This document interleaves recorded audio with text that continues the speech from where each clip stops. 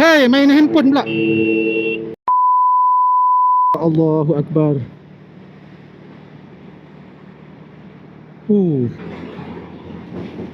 Hei, apalah jenis manusia bawa kereta macam tu.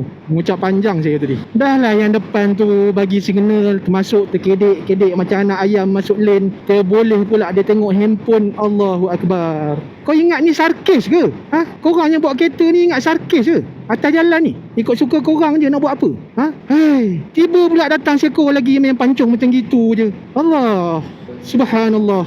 Wih, pada korang yang lalu daripada Bukit Jalil nak pergi ke Bandar Tasik Selatan, persimpangan nak keluar ke KL tu, korang alert lah betul-betul, terutamanya yang bawa motor. Saya dah 2 kali campur yang tadi tu, dah 3 kali dah saya kena macam gitu. Orang main pancung je. Hei,